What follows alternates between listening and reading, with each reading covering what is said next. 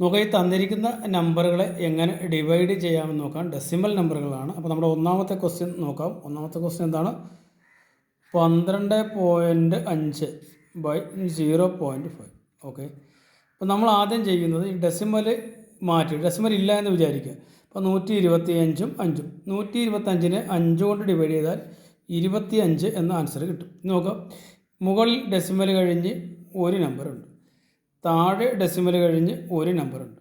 ഇവർ ഡിഫറൻസ് എടുക്കുക, അതായത് ഒന്നിൽ നിന്ന് ഒന്ന് കുറക്കുക. കുറച്ച് കഴിഞ്ഞാൽ നമുക്ക് 0 കിട്ടും. അതായത് ഇവിടെ നമുക്ക് പ്രത്യേകിച്ച് ഒന്നും ചെയ്യേണ്ട, 25ആണ് നമ്മുടെ ആൻസർ. ഇനി രണ്ടാമത്തെ ക്വസ്റ്റിനോട്ട് വന്നാൽ 6.4 ബൈ 0.008 ആണ്. ഓക്കെ, നോക്കുക, ഇവിടെ ഇതിനെ 64 എടുക്കുക, ഇതിനെ 8 എടുക്കുക, ഡെസിമൽ വേണ്ട.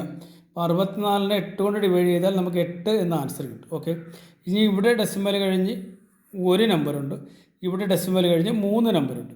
അപ്പോൾ ഇവിടെ നിങ്ങൾ നോക്കിയാൽ കാണാം, ഇവിടെ ഒരു ഡെസിമൽ കഴിഞ്ഞ് ഒരു നമ്പറേ ഉള്ളൂ, ഇവിടെ ഡെസിമൽ കഴിഞ്ഞ് 3 നമ്പറുണ്ട്. അപ്പോൾ 2 നമ്പർ കൂടെ കുറവ് ഇവിടെ ഉണ്ട് അല്ലേ.